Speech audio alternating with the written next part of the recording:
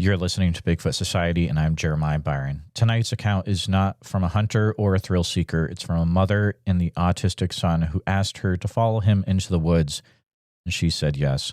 What started as a bonding trip turned into something much more: whoops in the distance, pine cones thrown from nowhere, footprints, eye shine, and a feeling that they were never really alone.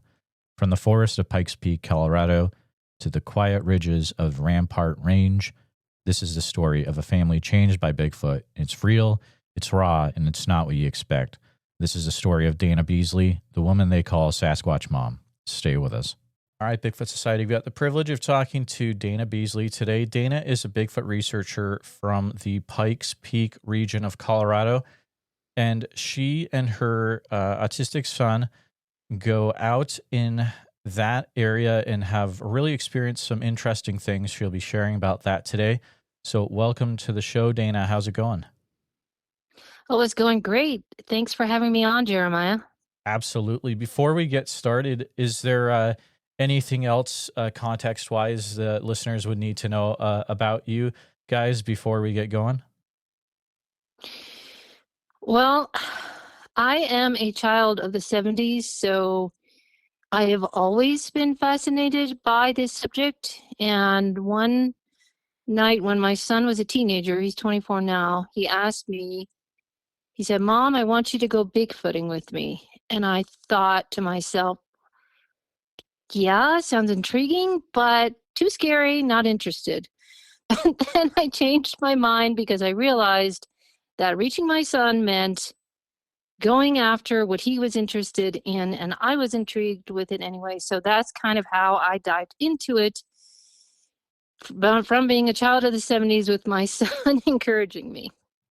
That is fantastic, and that that's amazing. You know, that's what being a good parent is like realizing what your kid is into, and like, I'm going to use that to connect with them no matter what, no matter how out there it is. And good on you for that. But Dana, I'm gonna make sure I want to make sure that you have the time to share what you guys have experienced. So I'm going to go ahead and hand things over to you. Feel free to take us back to when you first started experiencing some things out there. Sure. So as I said, my son challenged me to go and search for Bigfoot. And the first time we did that was in 2019. And I had contacted Jim Myers. I'd heard about him. I'd heard about the Sasquatch Outpost. And so we camped near there at Meridian. And that was when I first had a quote unquote Bigfooting experience. I can't say that anything extraordinary happened, but it was a learning experience, and I just fell in love with it. We went to the Sasquatch Outpost. We loved that. It was so fascinating. And so that was kind of how we launched our time, and we've done fascinating things like go to Lost Creek Wilderness. I've seen things that I can't explain, like a huge double X in the forest down there at Lost Creek Wilderness. I just can't comprehend how this double X got there. And then, like I said, we do research mostly in Pikes Peak region along Rampart Range Road.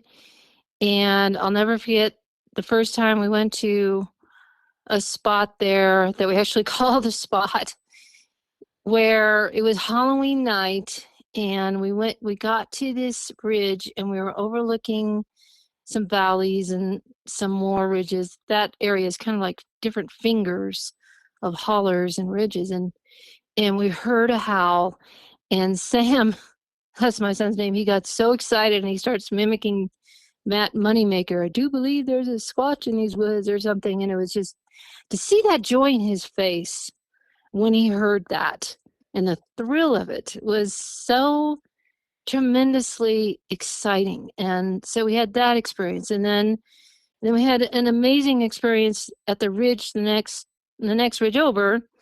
We went all the way down to the end of this hiking trail, and there was a big hill overlooking a valley of deep, deep woods. And we heard whoops and we heard some really interesting things. And then on our way back, we rested. We were resting on some stumps, and I was wearing some amplification headphones. And all of a sudden, I heard this wah, and it sounded like it was right next to me because I was wearing the headphones. And my first thought was, that's a Bigfoot. And my second thought was, we've got to get out of here. And Sam, of course, he heard it too, but he heard it where it actually was. He said it was just down the valley, just down from the ridge where we were at. So we started making our way back, but Sam was fascinating, and he kept fascinated, and he kept looking and searching and calling, and then I made a call, and we heard one back, and that was just such an interesting experience. And then we went back home and we looked up the Sierra sounds, and we found a spot where it sounded exactly like Sierra sounds. So we're pretty sure that we heard a Bigfoot. That was a tremendous, tremendous experience. And then we started to go more north on Rampart Range Road, almost towards Douglas County, and we would camp over there. And one time we were camping late September, and Sam and I were sitting by the fire. My husband was already in bed, the camper, and it was about 11 o'clock at night. It was cold. A full moon just came out, and we all of a sudden heard like a bark behind us, a real sharp one. And then we heard this holler that was down the hill from us, and it moved across the valley. And at that time, Sam was wearing the amplification headphones, and he heard children laughing and giggling. And this was 11 o'clock at night, and this wasn't near any of the dispersed campgrounds that we could tell. And it was 11 o'clock at night, and it was cold. So it was so fascinating, and I wasn't scared or anything. I just felt the sense of peace, like, wow, this is just surreal. But Sam heard all of that, and then the next day, we went down to that valley where we thought that the sound originated from, and we found a bunch of bow trees. And then Sam went on this hill, and he found some small footprints. So that was one of my most favorite times. We've been to that area several times. We've heard lots of howls there. In fact, one time Sam thought that he heard something in a gully at night. He described it as maybe as what he called a sentinel that was guarding the rest of the family. That was his supposition. And then last fall, we were at that same place, and we were out there at night, and he saw some eye shine, and he saw a dark figure, and it kind of turned around. Now, we looked back through my video, because all this time, most of the time, I've been recording this in video, and I created my own YouTube channel called Sasquatch Mom, just mainly to document our experiences. And there was a deer that went by, but Sam doesn't think it was the deer. So that was a real puzzler for us. So it's just been an amazing journey of hearing mainly vocalizations, seeing some interesting structures, and wondering where they come from and how they got there and who did that. Was it man-made? Was it Sasquatch made? One time we were camping near Turner Gulch over by Skagway Reservoir, and we were just sitting around the fire, and all of a sudden some pine cones started to be thrown at us. And we looked up in the trees, and there weren't any pine cones right where we were. So that was very odd and mysterious to us. So we haven't had any sightings, Class A sightings. Sam may have seen something, but he's not sure. It's nothing for sure. But just the adventure and the mystery just keeps us going out there, and mainly just we're able to spend time with each other. That's the main really important thing that we get to do.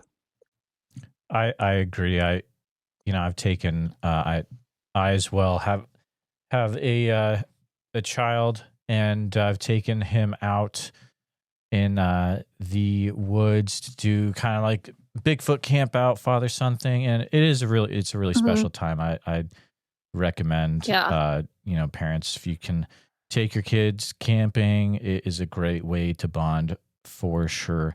You mentioned that you have the Sasquatch Mom YouTube channel.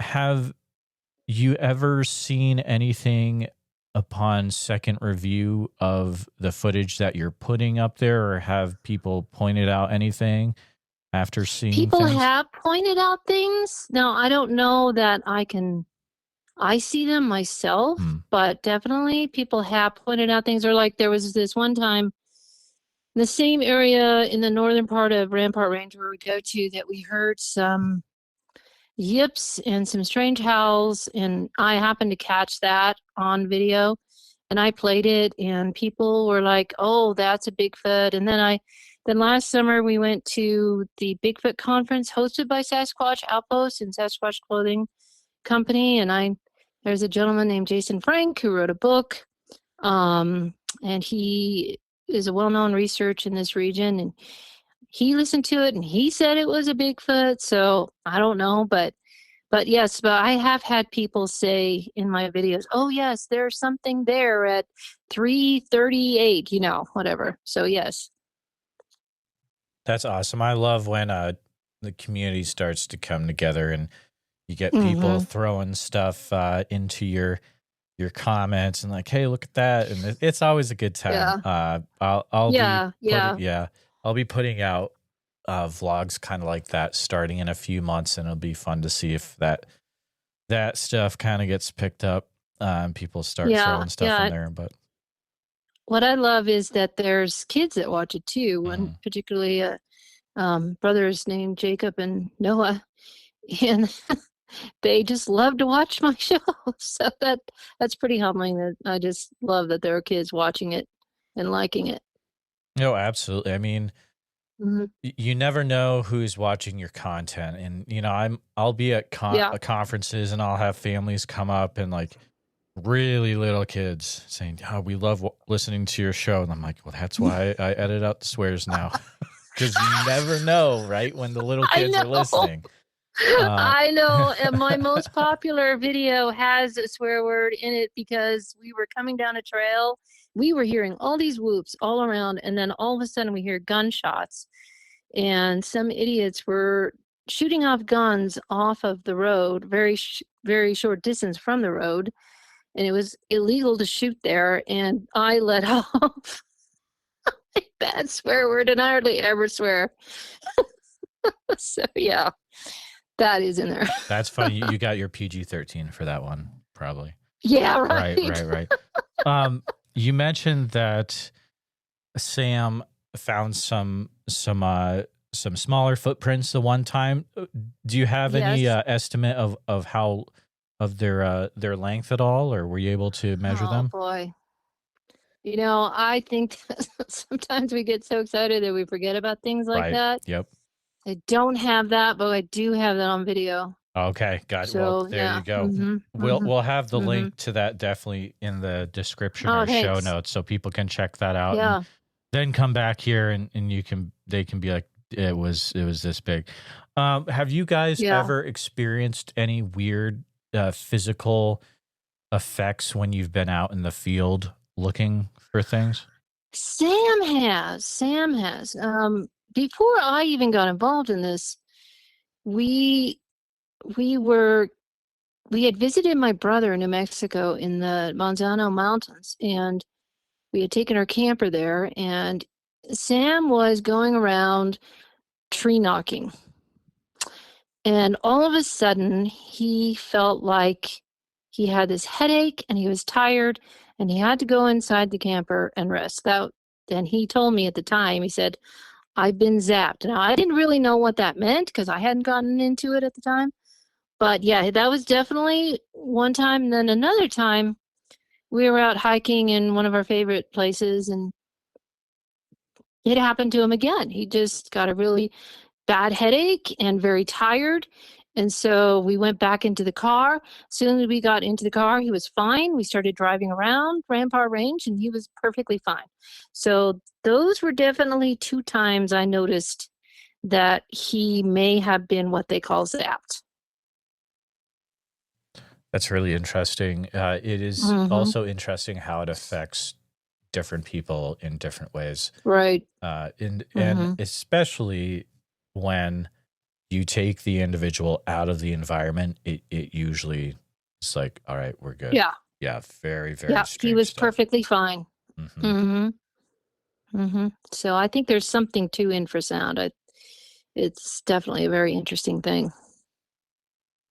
Have you started to get to the point where people around your area are starting to become aware, hey, this person is into Bigfoot, you know, I'm going to share my account with these individuals? Has anything like that ever started to happen to you guys?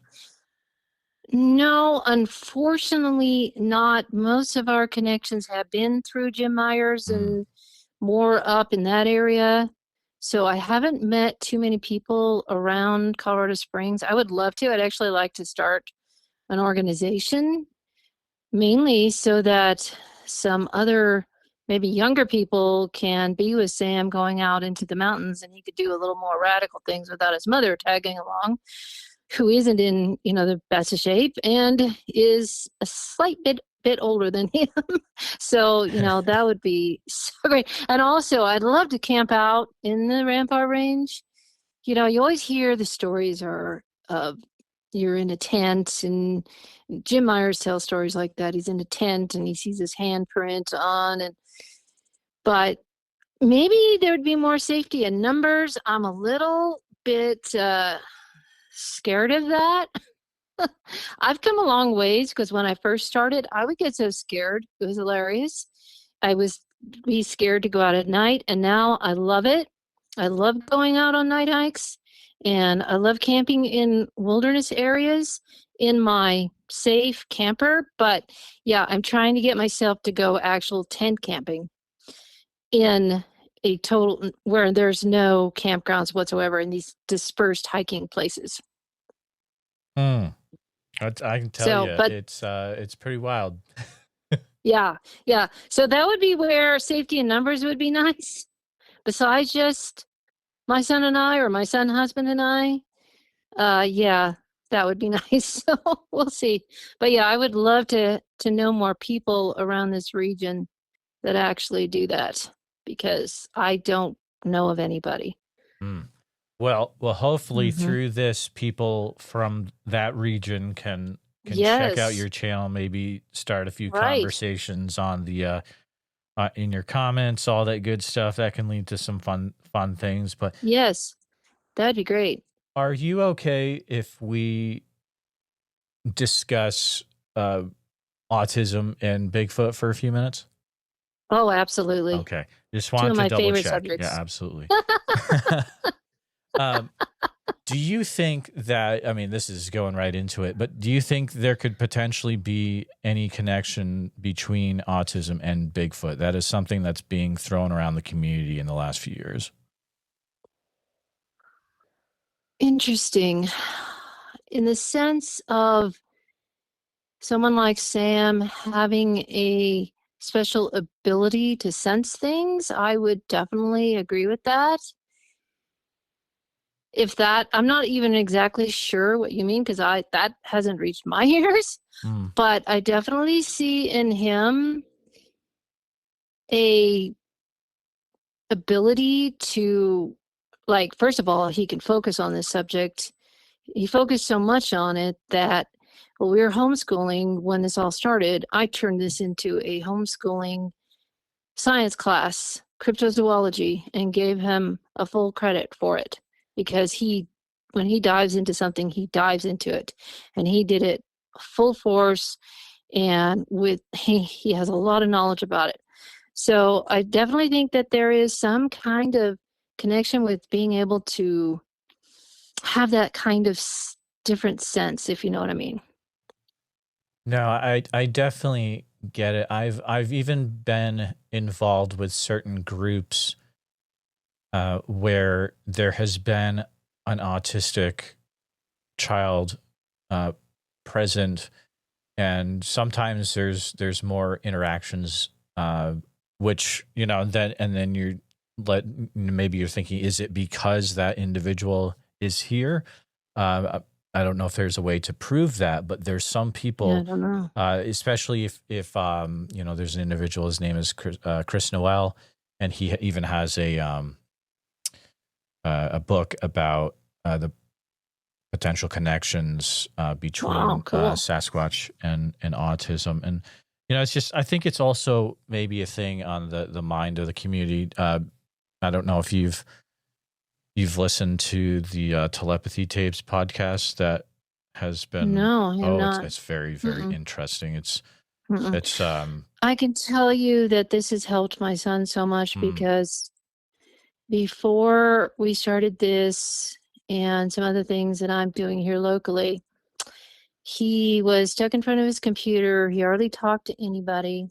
And then we got involved in Bigfooting. We went to, one time we went to a town hall that was hosted by Sasquatch Outpost up in Bailey or near Bailey. And there's 30 or 40 people in the room and all talking about their experiences. And all of a sudden, Sam had to talk about something he knew about, which was the St. Louis vocalizations. And nobody knew what he was talking about. They were all very fascinated. And then they came up and asked him about it afterwards.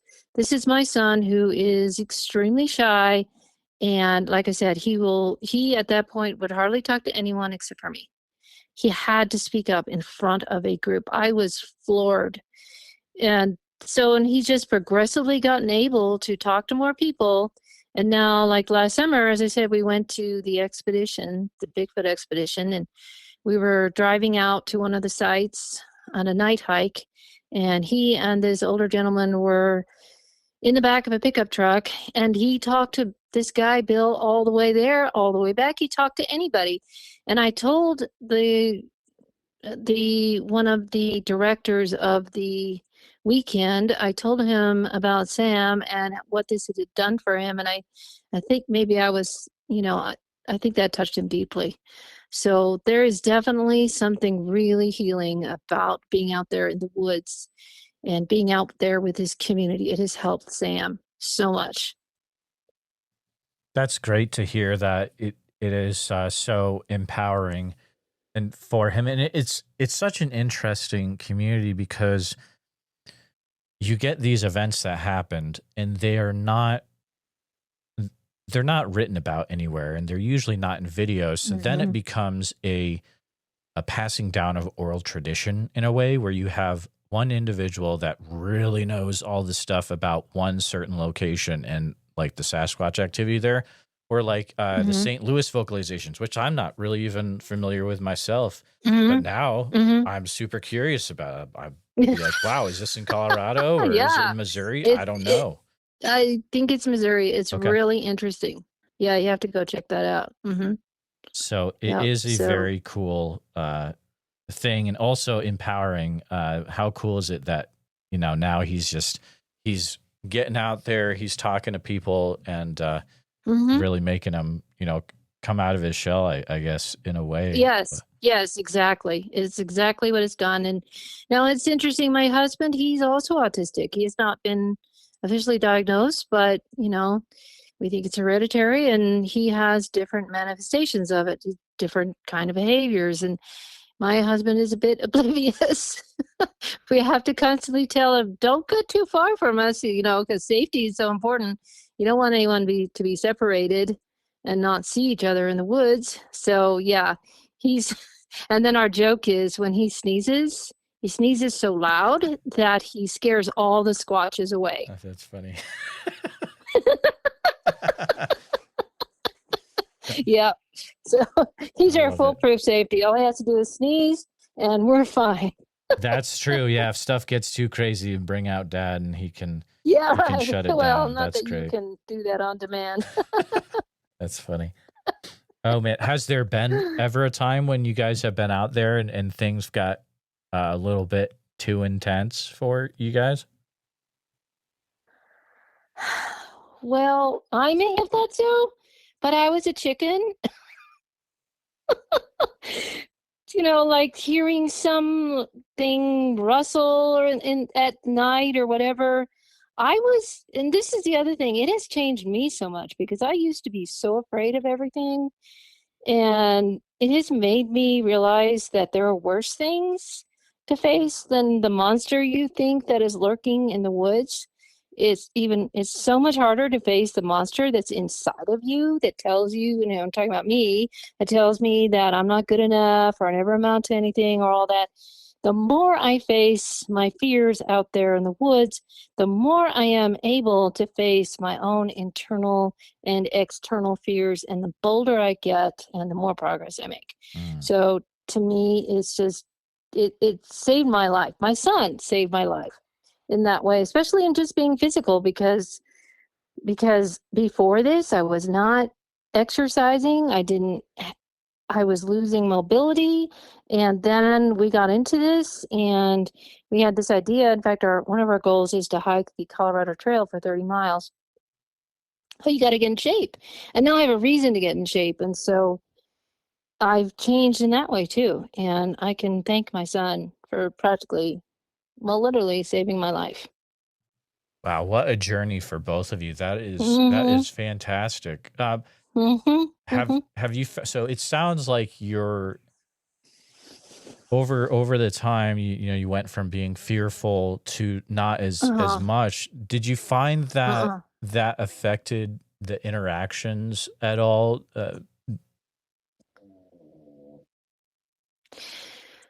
Well, unfortunately, I can't say that I've had any particular interactions. I've heard some vocalizations. We probably have heard some responses, but so far it hasn't been that close.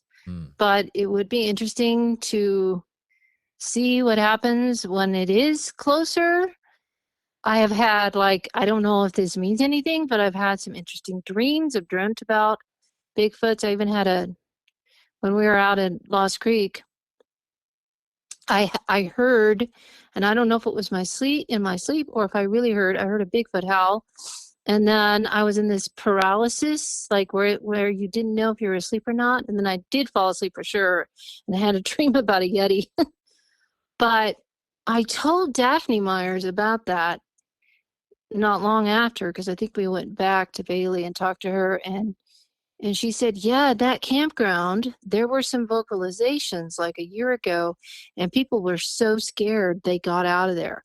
So maybe I really heard a Bigfoot vocalization. I don't know. But, I think somehow it's interesting that I've had all these dreams about them. So I don't know what it means, but it's interesting to me. Yeah, I agree with you. When I came back from being out in Oregon, had some of the most vivid, intense dreams I've ever had in my life. And it was a little, I'm not really sure what to make of it still. It was almost like you were really in the dream. It was very weird stuff. Yes. But. Yes. And these Bigfoot, well, they were both females, the two dreams I had, and they weren't scary. They just had this huge sense of peace about it. I don't see them as scary monsters, although, they can be, and some can be more aggressive than others, especially if they're guarding their territory or their families. But I don't look at them as horrible, horrendous monsters that go around killing people on purpose. I think there's different kinds, but, around here, I see them as peaceful beings. Not that, I'm going to be foolish about it, but that's how I see them. I have a lot of respect for what people call the forest people or Sabe or, whatever you want to call them. Besides, we did talk about, you have your YouTube channel, but you've also are an author of fiction as well. Would you be able to share a little bit about or about your Bigfoot theme fiction as well? Yeah, of course. So that first time that we camped over Meridian Campground, I had an idea to write a novel about a teenager who has Asperger's or autism that meets a junior Sasquatch. And so I've been writing that novel since 2019, like just in bits and pieces. I'm probably halfway through the rough draft. And that has been so much fun. And I've used a lot of my experiences, and also just since then I've listened to a lot of podcasts with people's experiences and kind of weaved all these kinds of things together. So I don't know if I'm going to get it done this summer, but hopefully by next summer. And then a couple of Halloweens ago, I got an idea to write a short story, and it's about a prank that this brother pulls on his brother, and that comes from when I lived in Albuquerque when I was a child. My two brothers came home one day scared and white as a ghost because they said they saw a Bigfoot and climb down this rock and take this girl and take it away. And so this was the question that I had growing up. Was this real? Did they really see it? One of my brothers says, oh, it was probably somebody pranking us. And so it gave me an idea to write a story about these two competitive brothers and their little sister and how they encounter a Bigfoot in Washington State, because I also used to live there. I was a military brat, so I moved around a lot. So yeah, so I wrote this story all about this family and their encounter with Bigfoot on Halloween. And then I decided to expand it and write these short stories that kind of go along for every month. Like one will be Thanksgiving, Christmas, etc. And they'll move around. They'll be in Washington State, then New Mexico, Wyoming, Colorado. And I'm going to put some of those different, like I'll take some of those stories, because this is set in the 70s. And so is my novel. And I'm going to take those old stories and kind of talk about them and, bring them out that way. So it's really fun. And then I'm also taking all of my videos one by one. I'm taking the transcript of it and turning it into a story, and then explaining it more in print of what happened. And all of these will be or are in my Substack account. I have a Substack account, and that's where I'm publishing them right now. That's awesome. And how wild is it that this subject has kind of been following you through your life? I mean, you have that history from the earlier part of your life. That is interesting. Yes. In fact, when I was 14 and I lived in Littleton, Colorado, I thought that Bigfoot was going to come over the hill, come up my room, and take me away. And I was so frightened when I was 14. It was just so funny. That's how scared I was of Bigfoot. But yet, there was this huge fascination. My brother David and I used to go around in the Jemez Mountains looking for Bigfoot. Of course, we didn't know what we were doing, but, so I had memories of actually doing that. Not that it was, on any grand scale, but that actually was a part of my childhood. And Sam just touched this part of me, this nostalgia part of me. So it was really neat. That is very cool. You focus on the Pikes Peak area. Do you have any advice for people that might want to check out that area, focused on Bigfoot activity and different places? Well, there is actually a lot of sightings in the Pikes Peak area, and a lot of them are in Teller, obviously Teller County, but along Rampart Range Road, the backside of Pikes Peak.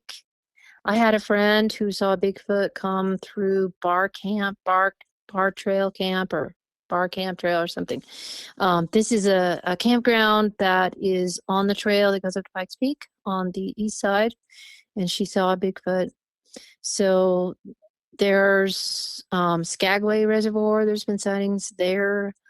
It's just all over. My best piece of advice is to go look at either BFRO or the Bigfoot Mapping Project, and that will tell you where those sightings are. And what we try to do is we try to look for those sightings and go to that site and talk about it from the original sighting. So we do some of that in our research. But yeah, go to BFRO or the Bigfoot Mapping Project. There's so many sightings around here. Is it one of those regions where you really have to do your homework before just launching into an area, or is it pretty easy access to get to these places? It depends. Some of them, you need a 4-wheel drive. Some of them are pretty rough roads. Now, we haven't ventured into too many wilderness areas. Here, the wilderness areas are more like up north and Lost Creek and stuff like that. But I would say when you're going to the woods, always be prepared, just like Boy Scouts, right? So you want to be able to especially defend yourself against bears or cougars. Those are probably more of a danger than anything, although we've never had any problems with that. But you want to be prepared if you're going to go into the woods. I'd say that's the number one thing. So you have enough water and you have some kind of protection, like maybe it's bear spray, and you have whatever it is that you need to be in the woods. You have a good map. So those kinds of things. That's pretty solid advice. Yeah. I mean, look what happened to the people in Washington State who went out, in December and they died. That you just have to be smart about it and be prepared. That is definitely an understatement. The elements can change on you, and especially right. That area is that area, it could snow in July. Yep. You don't know. Yeah. Do you guys ever talk about man, if we could go to this place in the US too to look for Bigfoot, that would be really cool. Do you guys have like a bucket list of places to go to, or just kind of focus on Colorado? Well, I'll tell you, I have a nephew who lives in the Olympia. I'd love to go there. Oh my gosh. I also have a niece who lives, his sister lives in Reno near Lake Tahoe. That would be amazing. So yeah, definitely those two places. Also, my parents are both from Wyoming, and my mother lived in Sheridan, Wyoming when she grew up. And so I know that there's a lot of sightings there. We would just love to go to the Bighorns and to the Wind River Reservation area. There's a lot of sightings there. And in Riverton, where my dad grew up. So I think that would be awesome. So definitely we would love to. Now, like in 2020, we went to South Dakota, to the hill country, and we did do a little bit of Bigfooting, but I don't remember anything too significant happening. It was fun, but definitely, yeah. And then our ultimate goal, and not that we would find any Bigfoot over there, but we'd love to go to Scotland and then go to like totally different subject and see Loch Ness. That would be really fun too. So, I mean, that would be phenomenal. But yeah, Scotland, I mean, there are some of the Highland areas, and you've got, your wild man stories, and exactly, I guess you never know, right? Right. You never know. I think it would be, it would just be fascinating for one thing. I'm of Scottish ancestry, so I'd just love to go there again. But yeah, that would be fascinating. That would be our ultimate dream there. Do you, and this kind of putting you on the spot, but do you have any advice to, let's say, if there's parents that are listening where they have autistic children, where they are super into Bigfoot, have there been any lessons that you've learned over the years as you started to get into this subject with your son? Well, I would say